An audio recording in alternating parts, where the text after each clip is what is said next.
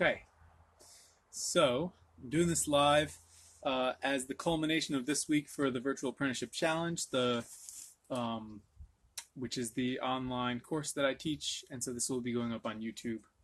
Yeah, YouTube later. Um, we've been talking about wood processing, about axe safety, about processing wood into blanks. We're going to put it all together. I'm going to make a bunch of blanks now and talk it through as I do it.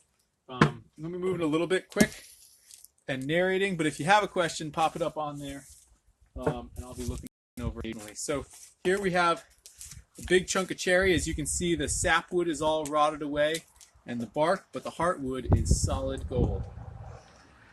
It smells a little bit tannic. This one had this fungus on the inside, which further on down the trunk had a big nest of carpenter ants living in it. I don't think the fungus is caused by the ants. At least my dad, who's an entomologist, said he didn't think so. But either way, this smells a little bit tannic, but that smell goes away as the spoons dry out. That being said, I treat them without waiting for them to dry out, especially for the tannic smell to go away. But as the wood ages, it still loses the tannic smell through the stuff I use to treat them with. So you can see I've already split this up into a nice rectangular chunk with the maul and the wedge. This is so clear grained and beautiful. It's just doing everything I ask it to do.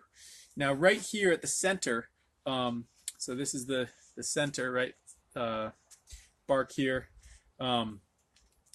That will often have a split radiating out from the center. So I'm going to want to stay away from that. And I'm just making a number of blanks for people. So I'm going to split this in half.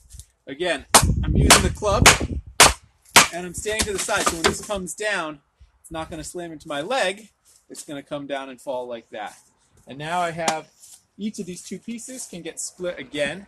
When you're splitting wood, you want to either split it with equal parts on either side so that it splits evenly, or anticipate that wood, when it splits, if one side has less mass, the split is going to run towards the side with less mass. So use that to your advantage if you want to. There are different ways that you can do that as well. So within this, notice I'm not even going to take off the bark or anything like that, but I am going to stay away from my hand. So what I recommend to people is you start lower than you want, and then you walk up to where you want, and then you push that line down. Axing for me is about hitting the same spot over and over again and pushing a line down into the wood. It's not about hitting different places each time, and it's not about letting the cut turn into a split. I think about it as leaning into the wood with each cut. And what I'm doing now is creating the side that's going to be the bowl of the spoon, or most of it. So I want to look and see if this is big enough for whatever I'm going to do. Since I'm doing a box of mixed blanks for this guy, I'm basically just going to do whatever the wood is willing to do, and we'll call it a day from that. So now I'm axing down the top of the handle. Now if I started way up here, by the time I got down to the bottom there, I'd be having to use so much force that I'd overshoot it. I'd be using too much force, and I'd end up busting right through and into this front part that I just axed out, which, remember, the grain is running the other way now because I've created a shallow V. So instead I split the difference, and I do from halfway down, and that allows me to be gentle, right? And then I go, I don't know if anyone opened the rooster this morning, and then I go from here down, and notice that I stayed at least an inch or two away from my finger, and all I was doing was holding it with my thumb, with my fingers tucked back underneath as well. Notice that the whole thing is angled, which allows me to bring the axe to bear in a very neutral position. I was talking about choking up on the axe in an IGTV video yesterday, and it's amazing what even choking up a little too much or not quite enough, even just a little bit, has dramatically different effects on how much you can achieve. So once I have this shallow V, right, which, remember, the whole spoon is going to hang underneath it, so make sure you don't lose too much material here. That needs to be the deepest part. I'm then going to draw the shape on it. I like to use Crystal Bic, and I get the extra bold, which means it puts out enough ink that it can actually handle a little bit of moisture in the wood. Otherwise, if you use a medium, it sort of bogs down and can't handle it. So this, when I do blanks, I like to do sort of shapes that I don't often get a chance to carve myself for people, so I can try out drawing different shapes, different handle designs, etc. So here's a flat-tipped style spoon, which I've carved, but it's not part of my regular roster. Now, the crucial thing about this is that this is the deepest part of the V. And notice that at the deepest part of the V is right where it starts to turn and go downhill in the grain that way. That's really important because when you're carving the rim and you come around here and your knife is at a really shallow angle like this and you get to the point where it's going to go uphill in the grain again, you just tip your knife up a little bit and all of a sudden you're going downhill in the grain that way, and that allows you to carve all the way to the neck in one go. So the general rule of thumb is if this is your widest point here, separate that from the deepest point. The deepest point meaning the deepest part of this shallow V. Keep those two things separate. Now I'm going to use my axe sunk into the stump as a stop block, just like that. Walter's pencils here. Yeah. Yeah. The thing I don't like about pencils, and correct me if I'm wrong, George, is pencils seem more likely to then come off again on your hand. So either way, I'm going to trim the tip here,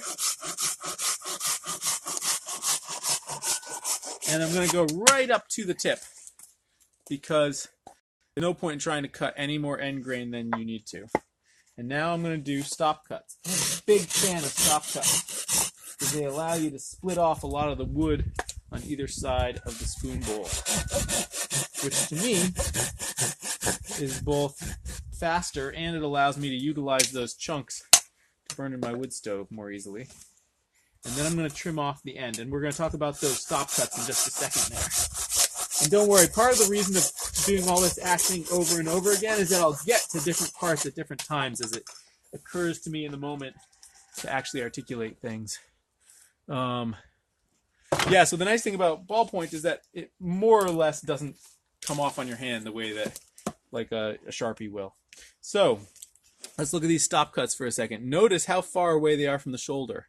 What that does is it makes a big target for me. When I'm coming around the shoulder here to axe this bit, it gives me that big target. Whereas if I put the stop cut right up against the neck, I have a very small target for my axe to hit. And quite frankly, I'm just not that good. I don't think anyone is. So, now, bear in mind, the side with less material is going to split out towards that side. So,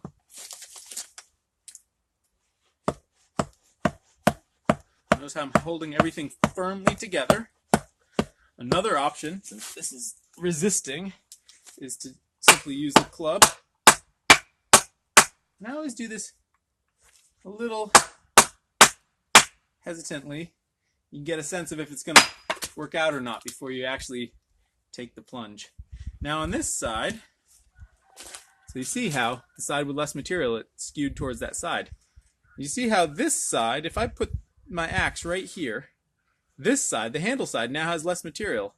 And almost certainly it would skew into the material I wanted to save for the handle if I axed it there. So instead, I'm going to split the difference and split off half of it first. See how it splits to the side. And then I'm actually going to just go from there. My gut sense is telling me that if I go, well, let's go for it. If I try and pop that off, I get closer still. So that's why it's nice to have the stop cuts. Now, in order to get these last bits at the neck without running the risk of, I have this angle poise arm now for holding the phone. It's very nice for adjusting. Without running the risk of slamming the axe down into the shoulder, the trick is to lean it way over and about 1.5 inches up to go in at quite a steep angle. You can see the angle I was axing in there. The axe is actually never pointing down towards the shoulder at all. But instead, what it's doing is sending a shock wave through, and if you're close enough and you're using enough force, you have to calibrate both those things, it pops that wood free down to where the stop cut is, which is the other reason why the stop cut is brilliant. So obviously, as you get closer, you need to use a little bit less force, but if you don't use enough force, it won't send that shock wave. So you have to figure out from trial and error how much force is appropriate. Because if you're too timid, then your line will just keep creeping in, and all of a sudden you'll be inside the line of material that you wanted to keep. Notice as I get up close to my fingers here that my axe work gets more gentle, and that the axe never actually goes up and above my fingers there. So again, now watch me on the other side. Watch the force with which about 1.25 inches, 1.5 inches up. That's about the right amount. And I use a fair amount of force, and I get it to pop free like that. This is really the key, because I've ruined more spoon blanks from accidentally tapping the shoulders from not doing this technique than any other way that spoon blanks get ruined. Super frustrating.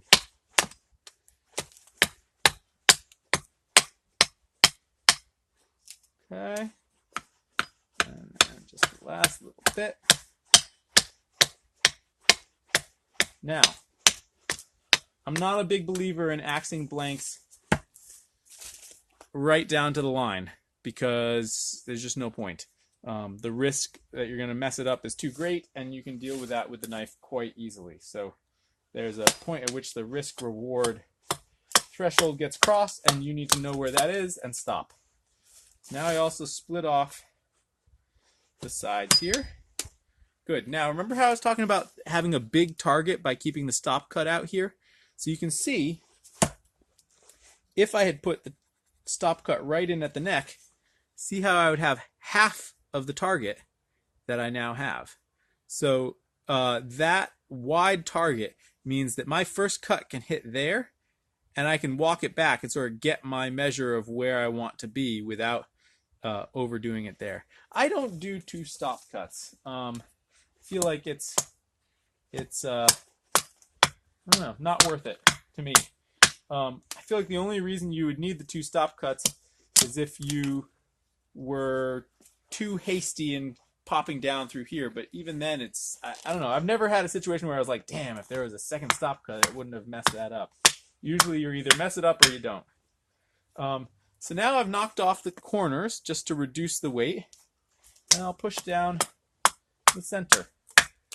Notice how I'm holding the axing constant, and I'm just lowering the handle like that. So now that I've essentially got the tip close enough, doesn't have to be exact. In fact, notice that because there's a slight twist to this blank, right, you need to be able to lower that tip down in order to sort of undo the twist in this blank. So it's important that I don't pull this in too fine, otherwise you would not be able to lower that rim down on that side to undo the twist. What else? Anything else before I move on? Nope. All right. Oh, notice that I've also kept a thickness of vertical distance here on the side, and that's super important to be able to adjust the curvature this way without changing the way it looks this way. All right, now I'm just gonna get a little bit on the side. At a certain point it becomes impractical and you just need to stop, but it's worth doing a little bit from this because it's just easier on the axe to do it that way. And now here's how I do that little bit that gets into the right into the neck there. I have found that all the support that I need comes right here at the edge of the stump. I just put, just like this, right in there at the sharp edge of the stump. Just put it like that.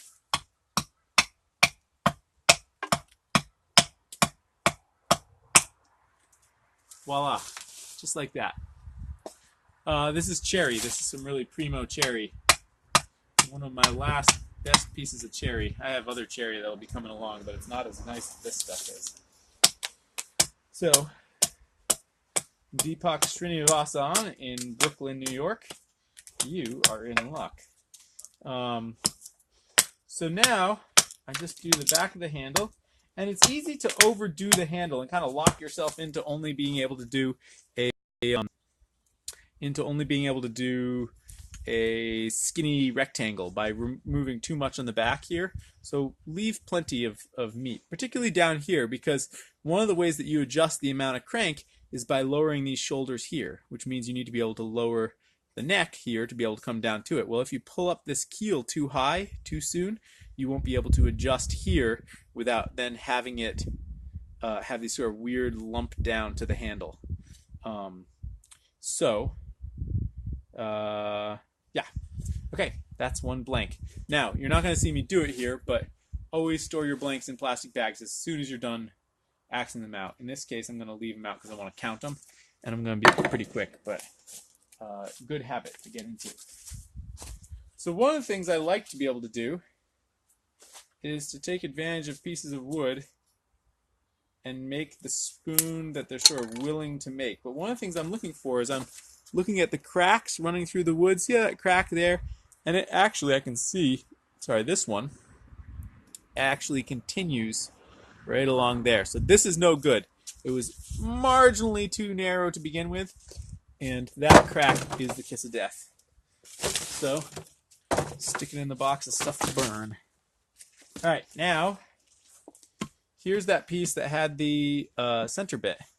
So what I'm going to try and do is we're going to lop off one corner one way, and then we'll have the wider side. We'll have one wide and one narrow spoon out of this situation.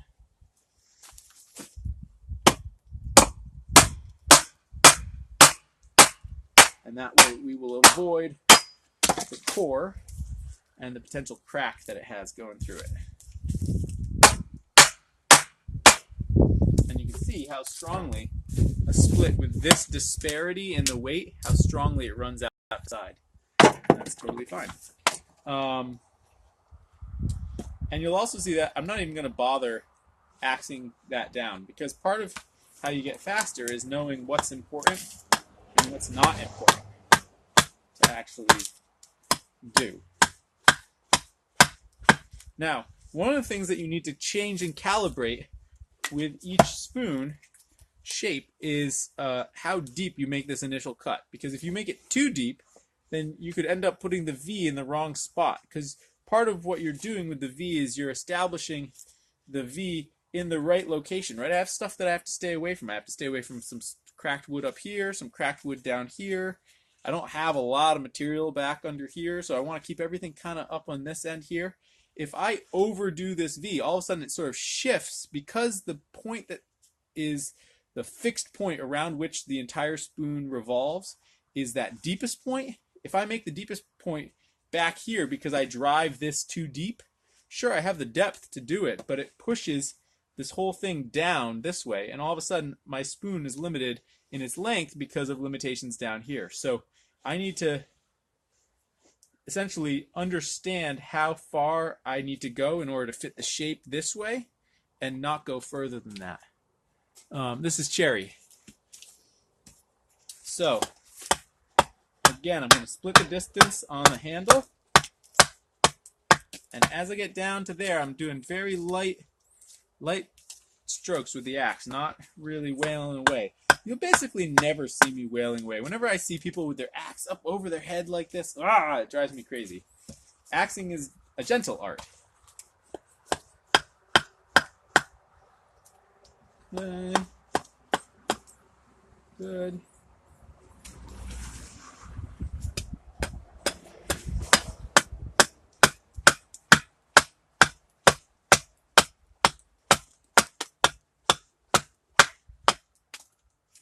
Okay. Good. So now, so when I draw my shape, my spoons, I almost always draw the bowl first, because the bowl has to be oriented around that deepest part and then the widest part, like we talked about.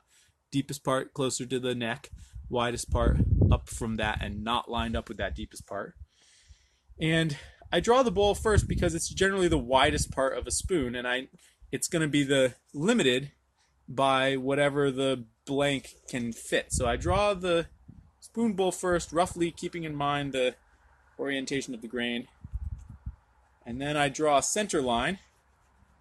And by drawing the center line, looking down it like this, you can see pretty well if it's actually straight or not. And then once I have that center line, then I can draw a tapering handle that's pretty even in its taper. Pretty easily. You want to make sure you keep your neck wide enough in this stage, because you don't want to overdo the neck at this stage. It's easy enough to reduce the thickness of the neck later. Now, look at how I set this whole thing up. I have the axe sunk hard into the stump. I have the blank with the bit that's going to be sawed over here. And then my hand goes here. The saw is going to pull, and my hand is going to be the pivot around which it pulls. But because this end is butted up against the heel of the axe here, it keeps it from pivoting. If I didn't have the axe there, I'm just trying to push down without that end butting up against the axe, it would want to pivot, and I would have to press down harder to hold it still and keep it vibration free. So this is a very simple way to make it much easier to saw the wood by using the butt of the axe sunk into the stump as a pivot stop.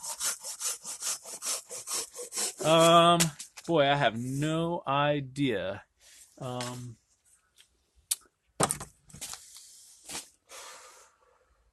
2, 3, 4, 5, 6, 7, 8, 9, 10. I don't even know what 30 millimeters is. Yeah, it's the Super Excel 21. Let's see here. And it doesn't tell me anything other than that. 7.5. 7.5. This saw is fantastic. One of the things that's fantastic about it, so when you approach the end of your stop cut, which is right up there at the neck, you can see I'm coming right, I mean, you have to anticipate how long the teeth are, and you want to end going straight up and down. And you can see I'm right there to the line there.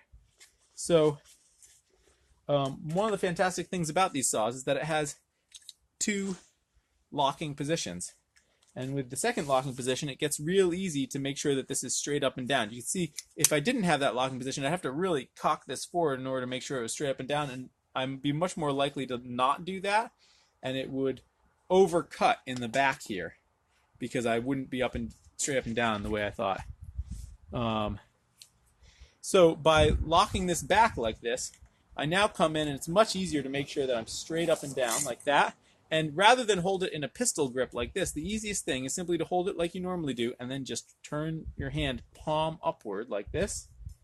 And that makes it a very simple up and down stroke. It looks awkward, but it doesn't at all feel awkward.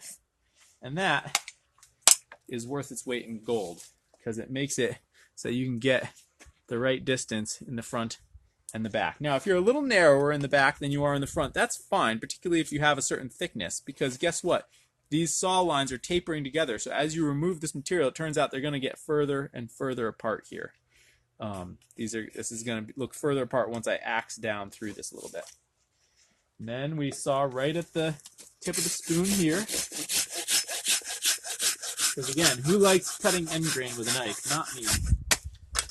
And if you try axing the end grain with your axe, if your axe is not sharp enough, or even if it is sharp, but just depending on the state of the wood, you can end up crushing the fibers and introducing splits into the tip of the spoon simply because of that, of the trying to axe around the tip of the spoon. So saw right to the tip of the spoon. That'll be much easier. You can see how gentle I am there, right? Everything I'm doing with the axe pretty much is gentle. If I need to be fierce with the axe, probably what I need to be fierce with is the club, and just hold the axe in place. That's a good, actually never said that before, that's a good rule of thumb. So again, using that principle of the narrower side splitting out, we can keep our neck safe on the spoon here. And then the trick to doing this part effectively is to tip it way over, for which you need a nice divot axed into your stump, for which you need a softwood stump, or you need to spend some time really axing it up. So somebody in my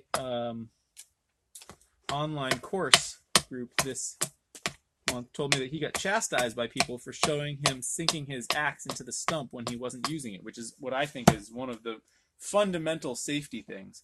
And they said, "Oh, you're gonna blunt your axe like that." And I said, "Well, you can always sharpen an edge, but you only got one body, and if your axe falls off your stump because you knocked it off onto your foot and you damage your foot, well, that's a damaged foot right there." So I'd much rather be safe and have my tools suffer a little bit of wear and tear than the other way around. So notice that I haven't rounded the tip on this at all. It's nice and square, and that's by design. If I had taken the time to round this tip at this point, it'd be much harder to do these sort of splits like this, where I'm essentially stamping it up and down. When you stamp it up and down, having a nice square tip to come down to is really vital. If this is thick like this, you could knock off the corners, but if it's narrow like this, you might find it more advantageous to simply do the center bit first. So it's up to you. Either way, you want to make sure there's some belly to that. You don't want to make it totally flat, because it's hard to envision how much you're going to want that belly to have curve to it until you get a little bit closer, and it's easy to remove it and make it too flat right off the bat. Again, preserving that thickness on the side. Now you'll notice how thin it gets towards the tip, and that's totally fine, because once I round the tip in this way,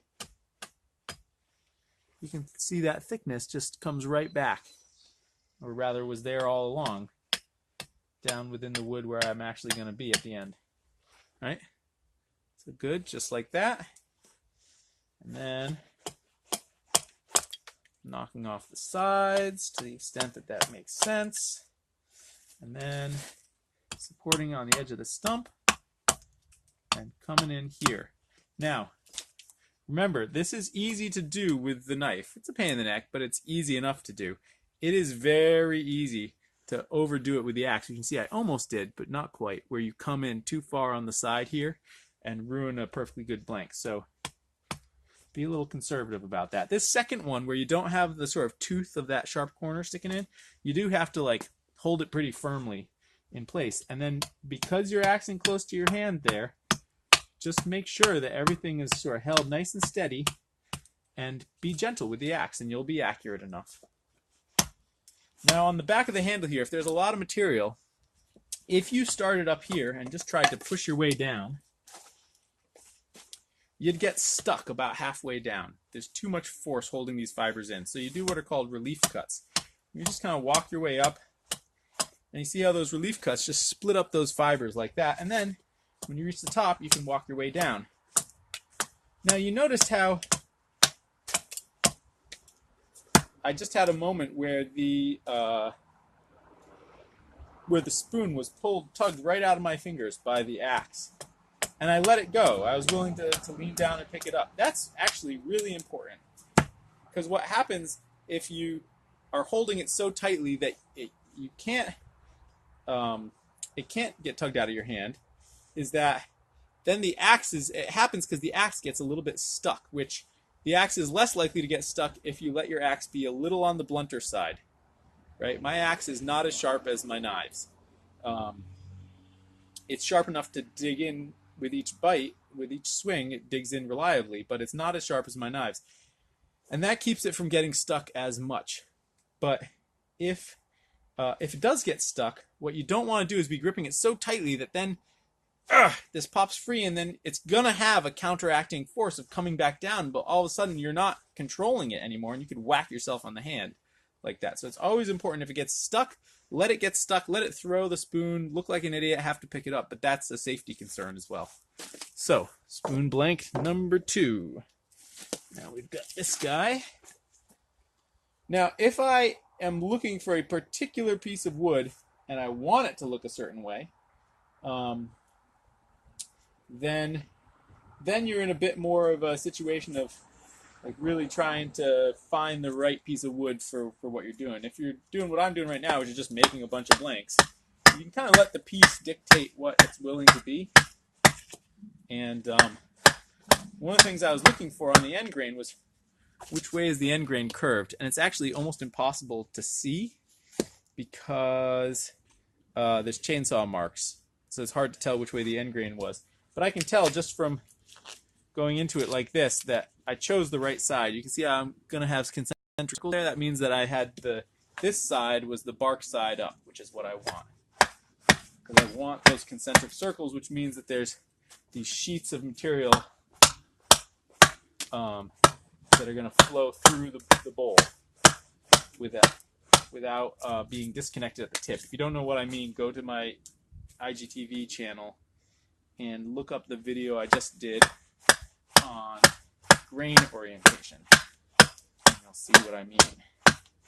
Very important. So in this instance where I had a rectangular piece of wood, it actually does matter which side is facing up and which side is not facing up.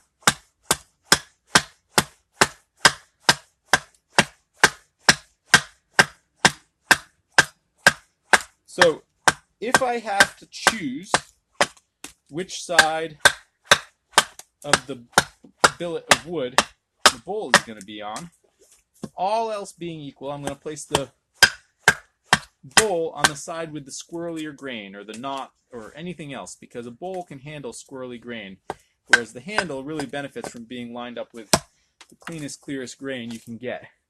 The other thing is, let's say one side doesn't have air drying cracks in it, right? This one has both. But let's say this side was totally clean. It would be to my advantage to put the bowl on the other side, the side that does have cracks that need to be removed, as long as I can stay far enough away from them that they don't affect the bowl, because that gives me my distance to keep my hand safe. If I'm being tempted to be right up against that end because it doesn't have any air drying cracks, well then I'm going to be doing some axing that's not particularly safe because I'm right close to my thumb. Yeah, so in general, I tend to line up the bowl with the side that's going to have more that needs to be sawed off. So now I also have a crack right in here that I know I'm going to need to avoid, so I'm going to shove the whole spoon shape up against this side to stay away from the crack that's on this side. And I do this sort of spatula shape. And here's an important point about spoons, which is that spoons carve best when the shape of the spoon flows back and forth across the grain. Oh, and my pen just stopped working. I find when it stops working, if you can write on your hand there, it'll start working better than if you keep trying to get it to work on the wood. So you'll see that this spatula here, I could have made the head not tapered. It could have had totally parallel sides, but it carves much more easily if it's wider at one end and tapers down to being narrower at the other end. Same deal with the handle. It carves more easily if one end of the handle is just slightly wider than the other end of the handle. Now sometimes, just to prove that I can, I'll carve a spoon that, like my Stork cooking spoons, pretty much has a parallel handle just because I want it and I can achieve it. But it will carve much more easily, and if I think that the wood is going to be at all difficult, I will add a little more taper into my shape so that they flow a little more strongly back and forth across the grain, and that will give me that much of a bit of an insurance policy against sort of twisty grain making it difficult to know which direction to carve, because the more the shape leans back and forth across the wood, the more it will encounter the grain, and it will always be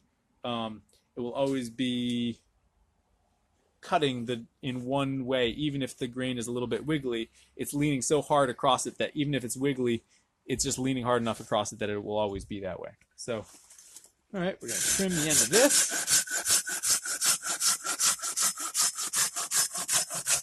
How am I doing so far? Anyone have questions?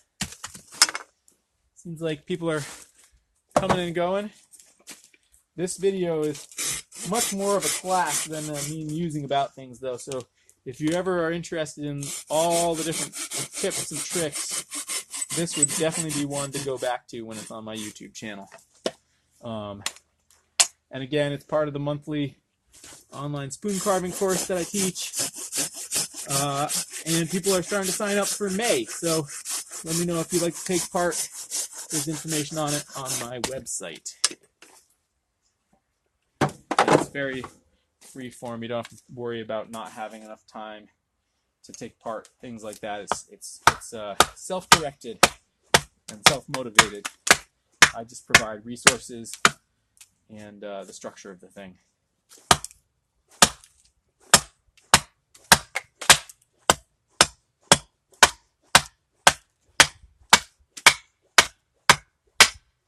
All right, so there you can see I was actually carving quite a bit there. Oh, I'm sorry you're sick. And that's because this was so wide. And the other reason is because in this grain orientation, where I'm sort of going, it's not radially split. I'm going across sheets of material that would have been forming the growth rings. Those cellular connections, as I've described elsewhere, are much more tightly bonded, and so to go across something this wide in that grain orientation where you're trying to separate sheets from each other you just have to use more force. Now again, because of the grain orientation, I can't tell whether this is going to split cleanly or not. So as an insurance policy, I'm not going to go right up to the handle, and I can see that, yep, it's going to split cleanly. My handle has a nice taper. So there we go. Lean it on its side so you guys can see. And it's all about, it's really all about getting enough force that it does that clean pop out thing. If you get right up close to the line and you haven't been able to generate that force cleanly enough, then you need to sort of stop and proceed with caution. Because at that point, you kind of missed your opportunity to do so. Sometimes, in these grain orientations where you can't quite tell what's going on, it's not worth trying to split out the side of the handle. You might as well just work your way up the handle like this. Now, part of why this is popping off so nicely is that I took the time to thin it in this dimension. If this was still fat, if I hadn't removed all that material from the back of the handle, this would have much more force holding this in place, and it wouldn't be popping free so easily, which is why I did that, because I knew without even really thinking about it that that's what this piece of wood required. So, you know, I used to be afraid of axing, and I also thought that it was the thing that I did the least well, and I'm so grateful that it turned out that I can make flakes for other people, because it forced me to focus on this thing which was the most difficult and the scariest and get really good at it. And so if you're struggling with axing, really the best thing to do is to do a lot of axing. Even if you're not doing that much carving, just stick the blanks in the freezer, wrapped in plastic. They'll keep there for months. And it's just a nice way to go about it. I'm thinking I'm going to do like one more, maybe a short form, like a scoop, and then I got to go run some errands. So this sort of thing where there's just like a little bit left, you can do a little bit, but honestly, like this is again where the amount of risk involved with overstepping the mark and ruining that lovely form is just kind of not worth it. If it were just for me, I would have left those on and just taken them off with the knife. Yeah, of course, Maurice. Anytime. Always happy to have people get value from it, and always reach out with questions if you got them. Okay, so now I'm gonna do 2 scoops out of this. Right, nice thick piece. You want a thick piece to do scoops. And when I do scoops, I like to either attach a scoop to the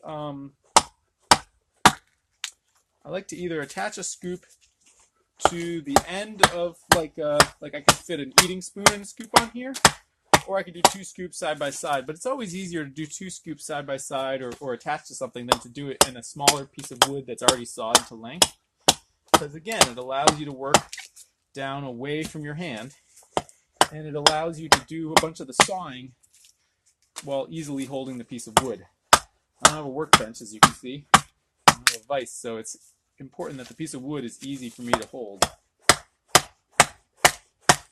So with scoops, Scoops are kind of the exception for me. With scoops, I tend to do, rather than one side short and one side long, and the short side has the bowl, and the long side has the handle, generally I do sort of two equal sides, and then the bowl sits in one side and the handle sits in the other side.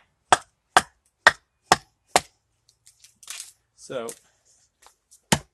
you can see here, right, equal scallops, just like that. You show your 4-inch carving blade for a second before I go. I'm afraid it's inside. There must be other videos where I've shown it. I'm afraid it's inside, but next week I'll be doing a bunch of carving videos for the spoon carving course, and you will definitely be able to see it then. This week is just not about carving, it's about paring the wood. So, you see I put the bowls, and if I try and put the bowls sort of right up next to each other, and let's do a scoop with like a brandy glass shape here. And if I put them sort of right up next to each other, then that means that all I have to do is essentially one saw cut to separate the two. Carving fresh cut wood. Probably not, because I avoid carving fresh cut wood. It's my advice, if all you have is fresh cut wood, is keep looking for stuff and put that stuff aside and let it mellow. Because there's a lot of things that happen with freshly cut wood where it, like, the axe gets stuck and it rebounds, and it's just, you know, honestly, it's like not as safe as carving mellow wood. That being said, one of the other reasons I'm not going to do it is because fundamentally everything else is the same. It's just more of a pain in the neck. If that makes sense. Again, center lines are key. These little notches that I do in some scoops here, they're a real pain in the neck to carve. So I do them for some, but I don't do them for all the blanks, right? Nice scoop doesn't need to have that. So, again, this is where having the long piece really comes into play. I can trim off the end and do the stop cuts on both of them. And then all I have to do is saw it in half. And voila.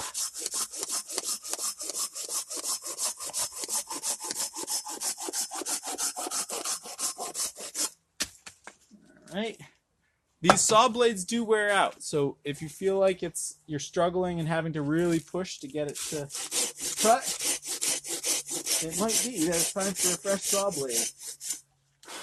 They tend to be of such hardened steel that they're very difficult to resharpen. So they last a long time, but then when it's time to buy a new one, you just gotta bite the bullet and buy a new one. And a lot of times, you can buy a replacement blade. You don't have to buy a whole new handle or anything, you just buy a new blade. And then recycle the blade for its metal. But I know for me, I go through about 2 blades a year. And I probably do several thousand blanks. So if you're doing just your average number of blanks, you won't need to replace your blade for a long time. But if you've had your saw for years, could be that it's time for a new blade.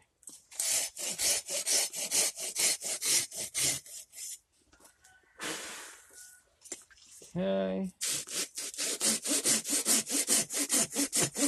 You can see how valuable it is to have that blade be able to lock up into the other position, because here I come in and it's super easy to have it be straight up and down like that.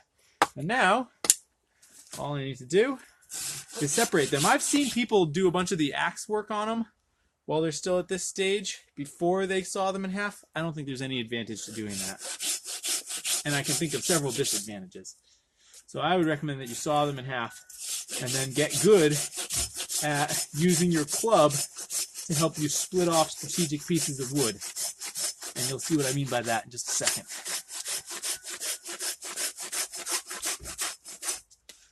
Okay, good, put that piece aside. So, first off, this is quite thick. I can do a couple things. One is, I can use the club to remove a little bit of the thickness of this. Not a ton. I'll actually hold it back like this so you can see. A little better. Because if you remove too much, what you're forgetting is that scoops actually have quite a bit of belly compared to a spoon bowl. So if I were splitting this for a spoon bowl, a spoon bowl only needs to have follow the grain down from here, right? A spoon bowl only needs to be that. Well, a scoop needs to be that. So that quite reduces the amount that I'm able to split off. Still, it's worth doing.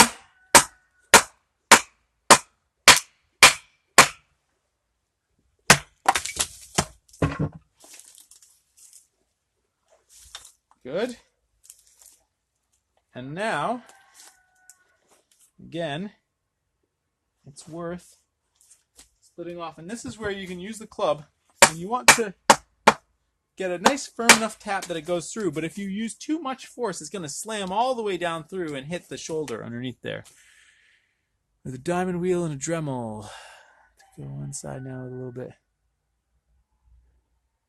Interesting. And it works.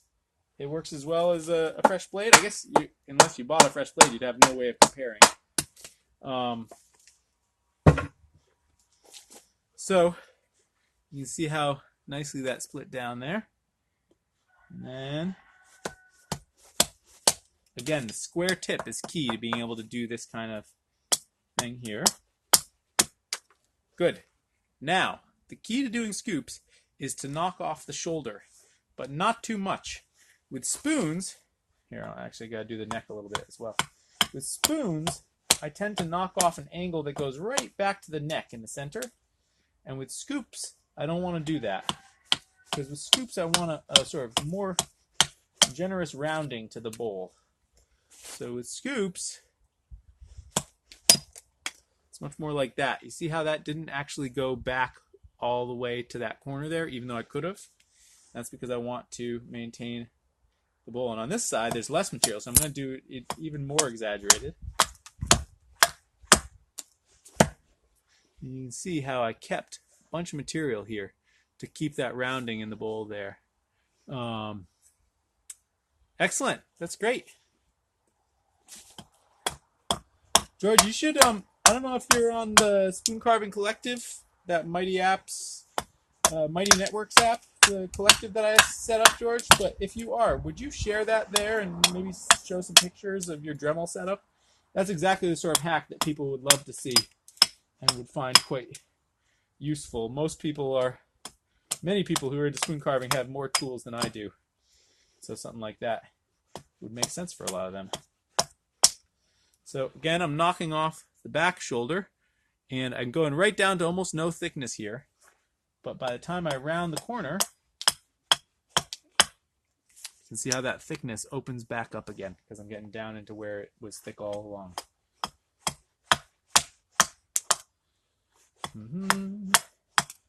Now, with something as steeply rounded as this part here is a little more tricky because you're essentially cutting across the end grain more steeply, and it's easy to go too far up here and lose that a little bit. So just be careful when you do that little bit there.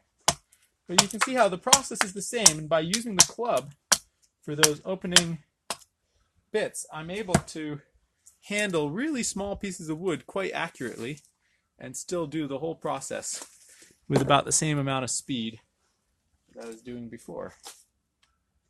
Now this one is not quite as thick, so I don't need to split it in the same way. Keep missing my my milk crate there. Okay. Nope, missed again.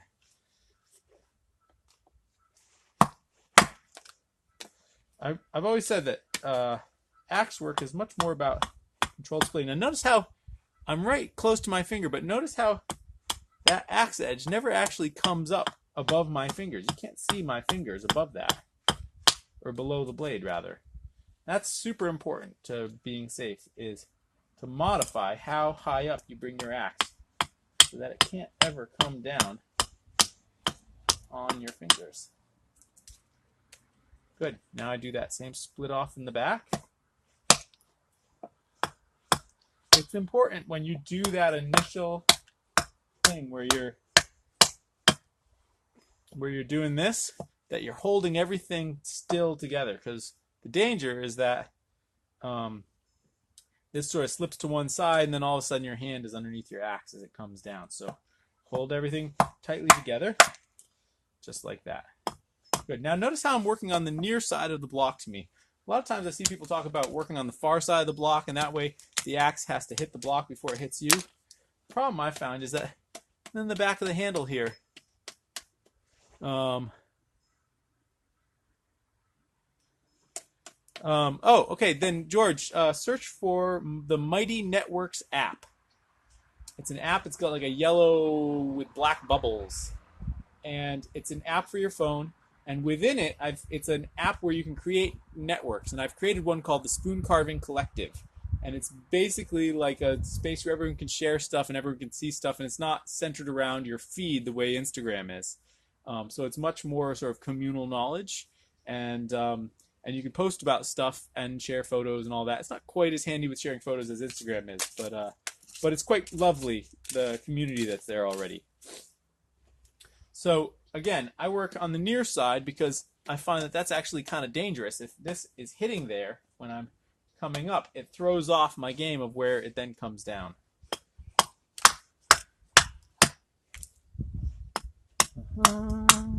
Good. Good. Good. And you want to make sure you don't leave a super big tip like that.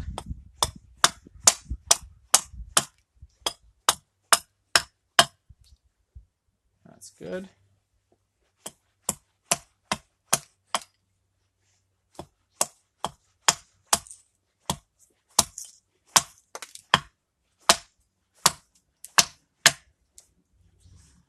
All right.